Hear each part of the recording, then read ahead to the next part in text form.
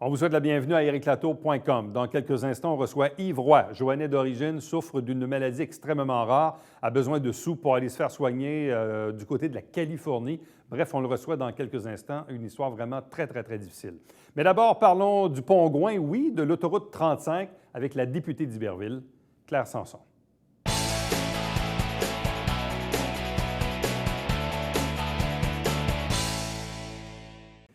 Ça fait des années, voire des décennies qu'on parle du prolongement de l'autoroute 35. Il y avait déjà un bon morceau qui avait été fait dans les dernières années. Mais il manque quand même un tronçon important, celui entre Saint-Sébastien et bien sûr la frontière américaine au Vermont, à Phillipsburg. Avec nous pour en parler, la députée d'Iberville, Claire Sanson. Bonsoir et bienvenue. Merci, bonsoir. Bon, là, c'est fait parce que dans la dernière année, on a entendu évidemment quelques échanges avec l'apport également du gouvernement fédéral, oui. Le gouvernement du Québec, via évidemment le MTQ, bien sûr. Bref, là, c'est vrai, c'est sûr à 100 C'est sûr à 100 que les travaux vont commencer, là, les appels d'offres vont se faire pour la portion qui part de Saint-Sébastien puis qui s'en va vers les États-Unis. Et on va voir des équipements sur le terrain à partir du printemps prochain. Alors, c'est réglé. Il reste quand même, c'est quand même ça va être un gros chantier parce qu'il y a quatre infrastructures à préparer, des viaducs et tout ça. Et il y a encore des petits ajustements qui doivent être faits à Saint-Alexandre.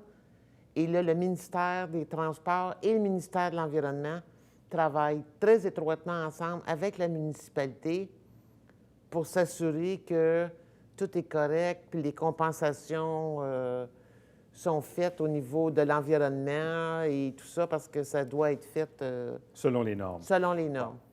Au-delà du fait qu'il y avait une volonté politique et réelle de terminer cette autoroute, est-ce que je me trompe en disant que le dernier tronçon est un peu plus complexe, notamment en raison d'enjeux environnementaux? Parce qu'il y avait de ça aussi, et il y avait plusieurs ministères impliqués. Bref, c'était pas tant l'argent dédié au projet comme ces enjeux-là qui n'étaient pas réglés. Oui, là, vous parlez du pont qui traverse la rivière au Brochet. Exact. Oui. Alors, il faut s'assurer que le pont va tomber. Il va être long d'abord, ce pont-là, parce qu'il faut traverser des milieux humides que le ministère de l'Environnement veut protéger et doit protéger. C'est son travail et c'est correct. Et bien, ça va être fait. Puis ensuite, de l'autre côté de ça, bien, il y a déjà les deux voies qui existent de la frontière américaine qui doivent être remises à niveau et conformes aux normes plus modernes de sécurité. Parce qu'en fait, les gens parfois confondent, disent « Ouais, mais comment ça se fait qu'il manque encore un 3 km? Comment ça se fait qu'on n'a pas prolongé l'autoroute au grand complet? » C'est qu'en fait, le dernier 3 km, techniquement, il existe déjà en voie double depuis plusieurs années. Voyons, ils l'ont bâti comme ça pour se rejoindre. Pour aller rejoindre la 89 au Vermont. Sauf qu'en même temps, ce n'est pas une vraie autoroute. Non, elle n'est pas aux normes. Il y a des endroits où on peut traverser de gauche ou de droite. Donc, ce n'est pas une vraie autoroute, mais ça ressemble à une autoroute. Oui, puis pas aux normes. Puis au chapitre de l'environnement, les descentes de fossés ne sont pas conformes et tout ça. Donc, ça doit être fait. Mais on va rouler dessus en 2023. Donc, en 2023, on va pouvoir partir de la 35 Nord puis se rendre directement jusqu'à Phillipsburg sans même arrêter. Là. Ça devrait être fait. Moi, tout ce qu'on nous dit, c'est qu'il reste des petites choses à peaufiner. Il y a des demandes qui ont été faites par Saint-Alexandre qui étaient très justifiées et auxquelles le ministère des Transports s'est rendu. Alors là, il reste des petites technicalités, mais ça travaille là-dessus. On suit le dossier, nous autres, au bureau de comté, et ça semble bien aller. On va voir des pépines puis des camions au printemps prochain. Bon, parce que même, vous faites allusion à Saint-Alexandre, même au moment du premier projet de prolongement, le tout avait été justement reporté. Il y avait eu des délais, entre autres à cause du fameux échangeur Saint-Alexandre. Bon, finalement, on a décidé de construire quand même. Il y a quand même une espèce de non-sens. C'est-à-dire que si je prends l'autoroute 35 pour m'en aller vers les États-Unis, si je veux aller à Saint-Alexandre, il faut que je sorte avant, que je fasse le rond-point. Bon. Puis, même chose, par contre, si j'arrive des États-Unis, alors là, je peux sortir à Saint-Alexandre. Bref, c'est un peu... C'est pas simple. C'est pas simple. Non, mais là, ça va être réglé, ça. Est-ce qu'il y a une entente avec la Ville, avec le ministère de l'Environnement, les compensations? Avec le ministère de l'Environnement et les compensations, ils sont en train de finaliser ça, mais ça avance très bien. Les trois travaillent bien ensemble, ça collabore et les solutions sont apportées. Dans le cas du ministère des Transports, eux autres, c'est à leur pleine satisfaction. OK. Alors là, on met... Mais les travaux à l'échangeur Saint-Alexandre pourraient se faire un peu plus tard dans le temps que le prolongement lui-même? Ça dépend? Ça pourrait se faire en même temps? Ça pourrait se faire simultanément. Là. Si on pourrait avoir des travailleurs puis des équipements sur place, ils pourraient très bien profiter de leur présence pour tout faire ça en même temps. Bon. Pour le milieu, évidemment, pour le milieu économique ici, le prolongement de la 35, c'est quand même c'est un morceau important. C'est un morceau très, très, très important, mais même au-delà du territoire, si ce n'est que pour Montréal ou la Rive-Sud. Ah, bref, ça devient aussi une infrastructure pour le bénéfice, pas juste de la région, mais pour le Québec tout entier. Mais ça va mettre beaucoup de pression sur la 30 aussi. Oui. La 30 qui est déjà passablement occupée. Qui est déjà... Quiconque se promène sur la 30 entre la 10 et la 20, oui, c'est de quoi je parle. Oui, non, c'est déjà... Peu importe à l'heure du jour ou oui, presque. mais ça, c'est déjà dans les cartons pour le MTQ, là, la 30. Là, on sait qu'ils y travaillent puis ils veulent ou l'élargir ou... En tout cas, il faut trouver une solution à la 30 parce que c'est vraiment pas facile. C'est compliqué. Mais là, au moins, en tout cas, pour ici, l'autoroute 35, on sait que ça va se faire. Il y a le projet du REM également qui est en train de se faire aussi tranquillement. Oui, tranquillement, pas vite. Donc ça aussi, oui, mais le REM a d'autres problèmes à régler. Là. Oui, il y a d'autres enjeux là-dessus. Il y a d'autres enjeux là-dessus, mais... Restons dans le domaine du transport parce qu'il y a un autre dossier important pour la région qui est celui du pont Gouin. Oui. On a vu dans les derniers jours une nouvelle ou une rumeur à l'effet que le pont va ouvrir dans les prochains jours. Et dans les prochains jours, c'est-tu dans 2 jours, 1 semaine, 2 semaines? Honnêtement, je vous dirais... Qu'est-ce qu'on en sait en date d'aujourd'hui? Bien, moi, je sais qu'il y a eu des difficultés qui ont dû faire des travaux assez urgents. Entre autres, le pont-levis, ça, évidemment. Oui, le pont-levis, là, bon, il y avait des problèmes avec les torsion. montants, les 2 tiges en question. C'est ça. Ben, puis moi, je ne suis pas un ingénieur, je ne sais pas comment ça marche. Mais là, l'objectif étant de l'ouvrir le plus rapidement possible. Puis là, la voie les entrées sont en train de se compléter. Sont en train de se compléter. Ouais. Moi, je pense que le ministère... Écoutez, là, ça se peut pas que ça prenne plus longtemps faire le pont Gouin que le pont Champlain. Souhaitons-le. Toujours bien des limites. Je sais qu'ils veulent le mettre en opération assez rapidement, mais je ne pourrais pas vous dire si ça va être cette semaine ou la semaine prochaine ou dans 2 semaines. Mais c'est bientôt, là. On est sur le point. On est sur le point, mais pour vous dire la vérité, je suis convaincu que même s'il était accessible, au printemps, il va falloir qu'ils retravaillent dessus, là, parce que je ne suis pas sûr que tous les petits réglages qui devaient être faits avec le pont-levis ont été faits. Ça a eu l'air compliqué un peu. En fait, ce qui est un peu particulier dans ce dossier-là, c'est que Pomerleau était quand même assez prometteur au niveau du calendrier au début. Ils pensaient le livrer bien avant le temps. Bien avant le temps. Ultimement, ils vont le livrer dans les délais du contrat. Oui. Ce qui est correct en soi. Mais ils n'auront peut-être pas tant d'avance que ça. Oui, c'est ça, exactement. Des fois, quand on veut prendre trop d'avance, on a le droit d'être optimiste. On a le droit d'être optimiste, quand même. Quels sont actuellement les autres enjeux importants pour vous dans le comté d'Iberville? On comprend que les enjeux de transport sont importants, que le pont Gouin et la 35. Mais quels sont les autres enjeux sur lesquels vous travaillez en ce moment? Les infrastructures sportives. On a des demandes. À Saint-Césaire, à Saint-Jean, il y en a aussi. Infrastructures sportives rattachées à des écoles ou des cégeps. Il y a un programme qui est sur le point de sortir, qui va avoir une bonne enveloppe, mais pour lesquels qui ne sera pas capable de répondre à tous les besoins à travers le Québec.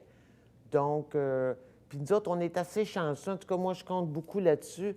On a beaucoup de projets qui vont desservir plus qu'une municipalité. Donc, l'accessibilité aux infrastructures dans plus d'une ville, ça va devenir un enjeu important là, avec l'étalement urbain. Vous savez, les gens, ils déménagent de Montréal ou de Longueuil, ils s'en viennent plus loin en Montérégie, mais les gens s'attendent à avoir les mêmes services. Puis là, je ne parle même pas des transports en commun, là. On parle des infrastructures pour les enfants, les écoles et tout ça. Donc, les infrastructures sportives, ça va être un gros morceau.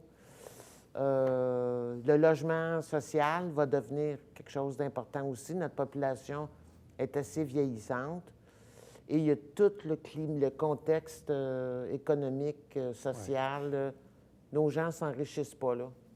Il y a un dossier qui revient occasionnellement au conseil municipal de Saint-Jean-sur-Richelieu concernant un projet d'infrastructure le long du chemin des Patriotes, dans le secteur nord d'Iberville, Saint-Athanas. Ouais, pour les infrastructures d'eau et... Oui, aqueduc. Oui, et d'ailleurs, oui. un peu plus tard cette semaine, on va recevoir le conseiller du quartier concerné, Michel Gendron, pour avoir une mise à jour du dossier. Oui. De votre côté, est-ce que la Ville vous a formellement fait une demande là-dessus ou si vous connaissez le dossier, mais il n'y a pas de demande formelle? Je connais le dossier. J'ai rencontré Michel Gendron avec des citoyens. On en a entendu parler. Moi, personnellement, je ne trouve pas ça vraiment acceptable qu'en 2019, il n'y ait pas d'infrastructure municipale dans des villes comme Saint-Jean-sur-Richelieu ou même Saint-Georges-de-Clarenceville. Ça n'a plus d'allure de nos jours que ces services-là ne soient pas offerts. Donc, la Ville a des choix à faire. Il y a la TEC, la taxe sur le carburant, puis tout ça, que la Ville peut utiliser pour le faire. Mais ça prend une volonté politique, là, et je ne connais pas les intentions de la Ville. À ce moment-ci. Je ne les connais pas. En terminant, je ne vous ai pas posé la question au début, mais comment va votre santé? Ça va beaucoup mieux. Bon, parce qu'il faut quand même ouvrir une parenthèse. Donc, ce n'est pas par choix que vous portez un turban. Non, c'est par charité. Donc, vous ne revendiquez pas le leadership du NPD, là? Non, pas du tout. Bon, non, absolument pas. Et c'est par charité parce que c'est pas très joli. Puis j'ai la tête à moitié rasée, c'est pas très beau, puis on est quand même un petit peu orgueilleux. C'est une chirurgie que vous avez eue il y a quelques mois, c'est ça? Une chirurgie que j'ai eue il y a quelques mois. Ça va beaucoup mieux. Il y a eu une infection post-opératoire que j'aimais bien drôle, là. Mais là, ça va... Qui maintenant est sous contrôle? Oui. Puis là, tout est sous contrôle. L'hypophyse est sous contrôle. J'ai repris mes activités à Québec, là, depuis 2 semaines. J'ai fait ma rentrée parlementaire comme tout le monde.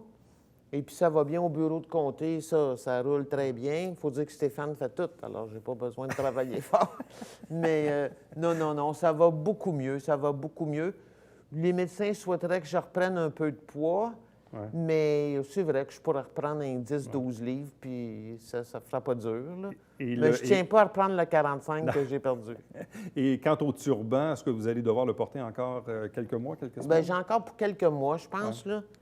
C'est la dernière chirurgie avec l'infection, ça a hypothé assez sévèrement ma beauté, ma beauté légendaire. Ouais. Alors, puis je ne suis pas capable de mettre ma perruque. J'aurais aimé ça la mettre aujourd'hui pour l'inaugurer, mais c'est encore trop sensible, c'est pas confortable. Ça sera pour une prochaine. Non, puis je ne voulais pas venir faire votre émission pour faire des grimaces parce que j'ai mal à la tête. Madame Sanson, merci beaucoup. Merci à vous. Restez avec nous puisqu'au retour, on reçoit Yves Roy.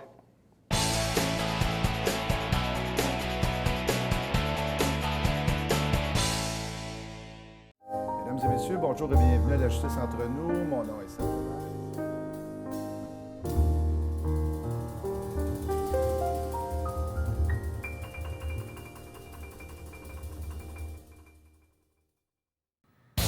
Salut, ici Alexandre Baudouin. Et François Trépanier. François, cette semaine à Sport Express, un show de beau bonhomme. Oui, avec Marc Rémillard et Jean-Christophe Vien, on parle de l'eau à ski. Voilà, là, au début, tu te demandais, tu pensais qu'on parlait de nous autres, hein?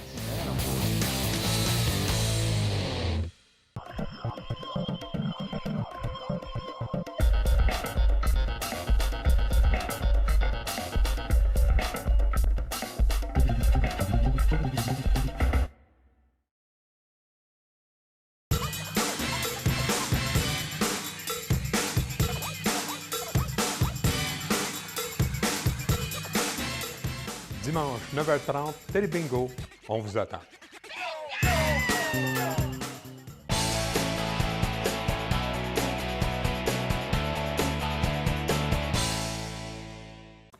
Il souffre d'une maladie plutôt particulière, voire assez rare, qui menace sa vie actuellement. Il a lancé un GoFundMe pour ramasser des sous pour aller subir un traitement aux États-Unis qui pourrait l'aider. Il est avec nous. Notre invité s'appelle Yves Roy. Bonsoir et bienvenue. Bonsoir. Pour ceux peut-être qui vous ont connu dans le passé, vous avez travaillé une quinzaine d'années chez Vidéologue, là, dans le monde de l'électronique. Oui, oui. Donc, vous avez probablement peut-être des gens qui ont été clients avec vous dans les dernières années. Ça, c'est sûr. Là. Mais moi, ce qui me frappe, la première chose qui me frappe, c'est la transformation physique. Parce que quand on voit des photos de vous il y a 1 an versus aujourd'hui, vous avez perdu combien de poids? Environ 57 livres. Pour une personne qui pesait combien au départ? 157. Là, présentement, je suis à 104 livres. Bon.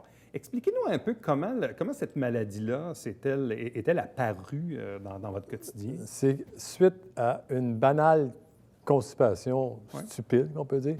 À un moment donné, je vois, puis ça n'a pas passé. J'ai dit, je vais aller à l'hôpital Saint-Luc parce que je croyais que l'hôpital Saint-Luc était encore ouvert. Et je suis arrivé là, l'hôpital Saint-Luc était fermé, c'était maintenant le CHUM, qui venait d'ouvrir, faisait 4-5 jours. Et là, j'arrive aux urgences. Et là, ils ont fait un X-ray, puis ils ont bien vu que j'étais plein. Fait qu'ils ont dit, « ici, mon petit gars, on va te faire un lavement. » Ceux qui connaissent ça, c'est un genre de poche d'eau qui rentre où ce qu'il faut. Et ils en ont fait un. Ça n'a pas fonctionné. Fait que la petite infirmière était restée surprise. Elle a dit, écoute, je vais t'en faire un autre spécial édition ouverture du CHUM. Et je ne sais pas ce qu'elle a mis là-dedans, mais en tout cas, on en donne un deuxième.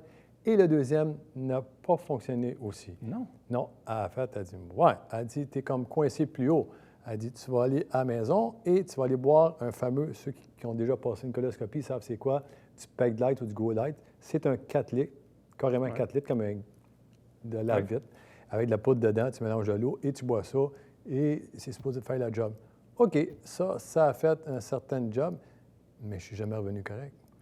Mais il s'est passé quoi? Donc, après avoir réglé le problème de constipation, après les 2-3 tentatives, quels ont été les symptômes dans les jours ou les semaines qui ont suivi qui vous ont amené à reconsulter? Le lendemain, le surlendemain,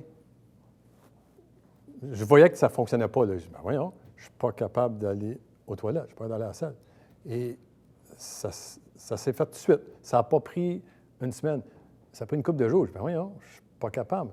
Et là, de semaine en semaine, je me retrouvais à les urgences plein. C'était un éternel recommencement tout le temps comme ça. Fait que là, à un moment donné, j'ai dit, je n'irai plus au CHUM, je vais aller à Hawkesbury, c'est plus proche de chez nous, et je vais attendre moins que 12 heures dans les urgences, parce que tu attends toujours, là. Alors, quand ils m'ont vu arriver à Hawkesbury, même affaire, pendant 4-5 fois de même, c'est pas normal.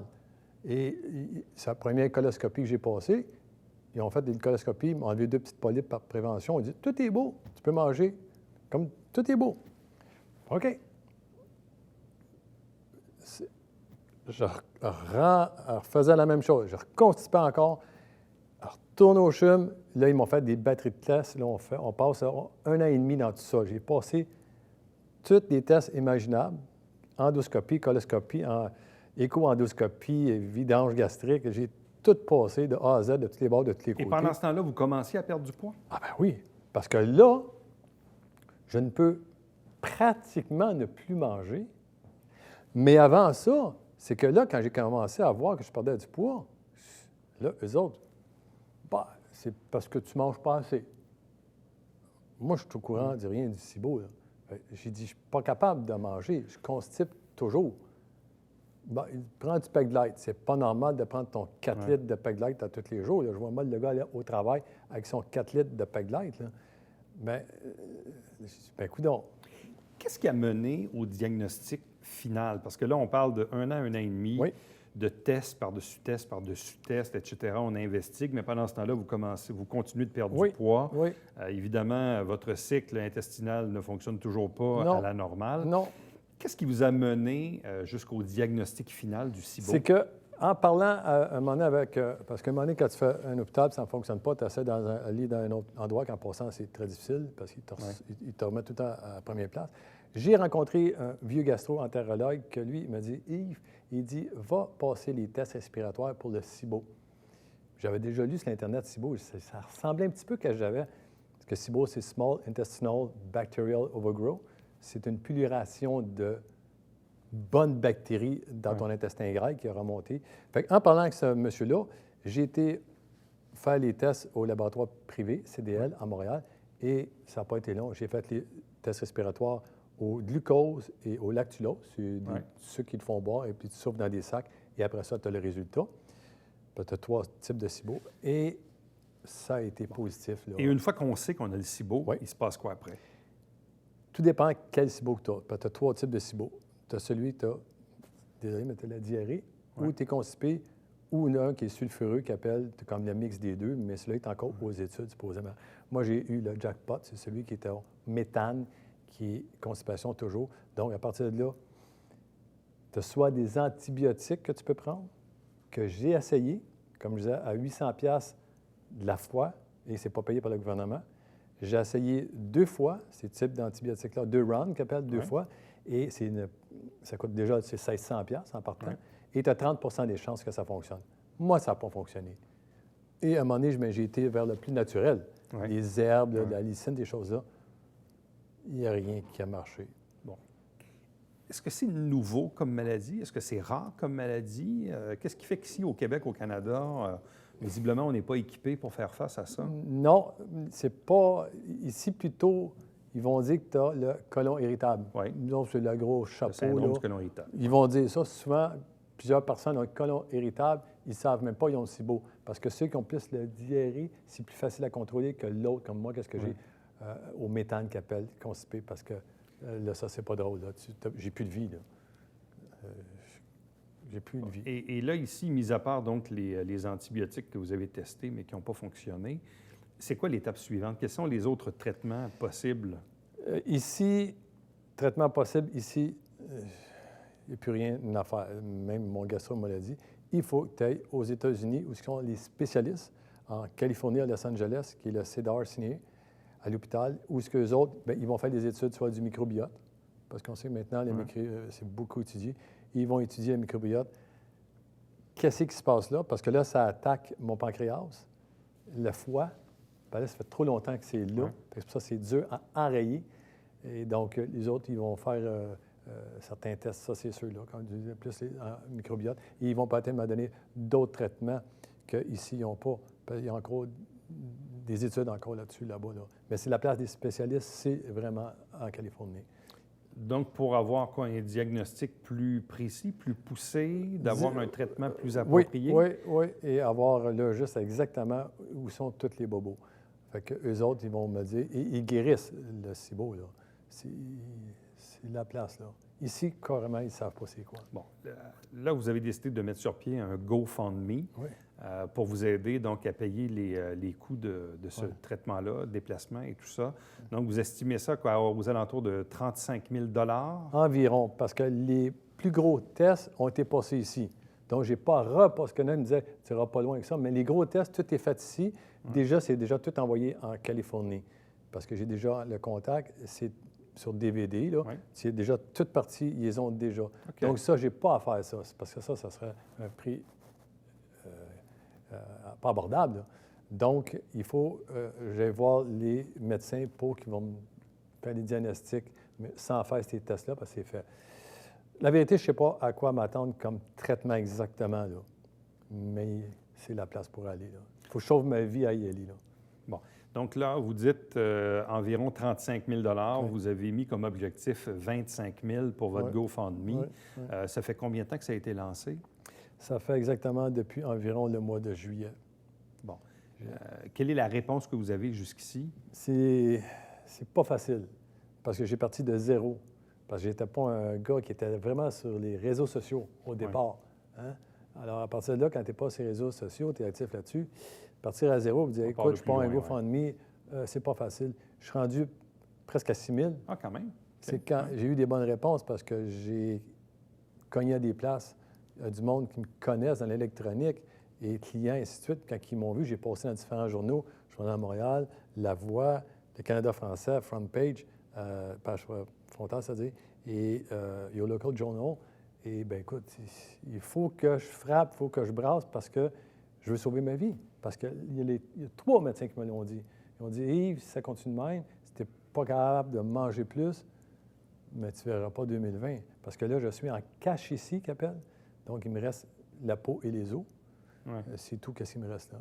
Comme je disais, j'ai 2 photos ici, là, que tu peux voir que j'ai plus rien. Avant, j'étais quand même assez carré, si on veut. J'ai plus rien, là. C'est ça. Bien, moi, je vous ai entendu aussi à la radio, à Boom. Là, ici, vous êtes à la télévision ce soir. Là, vous lancez votre message. On vous a vu donc dans les médias nationaux aussi, où vous propulsez un peu votre message. Quel est le délai que vous vous êtes donné pour recueillir la somme requise? Et là, je comprends que là-dedans, vous en payez aussi une partie de votre poche, là? Ben oui. Pour le délai, écoute, ça dépend de mon état de santé. Comment va aller? Parce que de jour en jour, je décline à presque pas manger. J'étais en dénutrition. comme je disais en cachetier, à malnutrition, à anémique même. Vous ne pourriez pas avoir un gavage ou un tube dans le nez? Non, je ne sais trop, non? non, parce que le tube dans le nez, on l'a déjà essayé. La vérité, le tube dans le nez, j'ai pas le droit, je peux pas prendre de sucre. Ouais. Donc, si j'ai un tube dans le nez... Ou avoir un tube dans le ventre pour se nourrir non plus, Même pas. c'est pas une option, ça? Non, l'option, c'est le parentéral. Donc, par les veines. Ouais.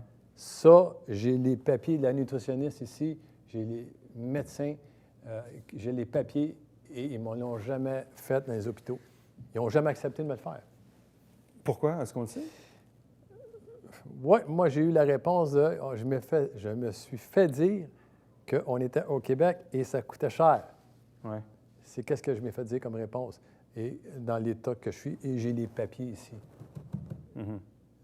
signés par une nutritionniste de l'hôpital général de Montréal. Je l'ai ici.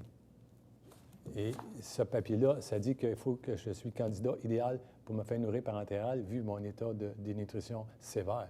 Et qu'est-ce que ça va prendre? C'est quoi? Un jour, vous allez être mal en point, ils vont vous rentrer à l'urgence, puis là, ils vont faire ça, je ne sais pas. Je suis rendu au dernier lieu, ils vont me faire ça. Je cherche à comprendre moi aussi. Et j'ai assez... Puis c'est pourtant écrit là. Et ils m'ont retourné chez nous dans cet état. Et plus qu'une fois. Je cherche à comprendre, j'ai aucune idée. Pourquoi ils font ça? Je ne sais pas. Connaissez-vous d'autres personnes qui sont atteintes par le SIBO au Québec ou au Canada? Non. Non? Non, non. D'où là, quand on parle de SIBO ce soir, quand j'étais dans les urgences, les urgentologues, aucune idée. Je disais, j'ai le SIBO. Le quoi? Aucune idée, parce que c'était des diètes vraiment spéciales. Ouais. Comme je ne peux pas prendre de sucre, d'amidon, ces choses-là, de pain, parce que ça fermente. Yves Roy, merci beaucoup pour ce témoignage. Bonne chance pour la suite. Bonne chance pour le GoFundMe. L'adresse est à l'écran. Puis on va souhaiter évidemment pour vous que votre situation puisse s'améliorer et qu'ultimement, les traitements en Californie puissent se réaliser. Ah, je suis sûr. Merci. Merci. Restez avec nous. Au retour, on vous présente le Babillard quotidien.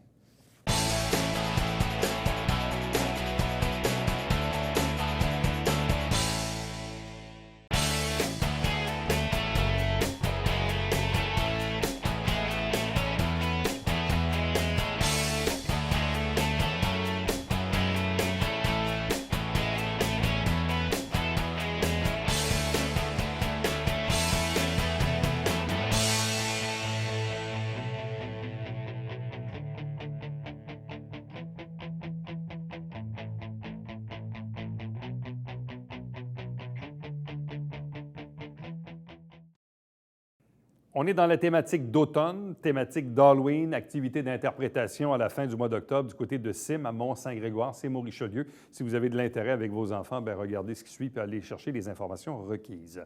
Chaque semaine, on vous présente des extraits des travaux du Conseil municipal de Saint-Jean-sur-Richelieu. L'émission se retrouve également sur notre site Internet. Et chaque dimanche matin, 9h30 en direct, c'est le Télébingo avec 4 000 $ en prix et 30 dépositaires pour acheter vos livrets un peu partout sur le territoire. À demain. Bye-bye.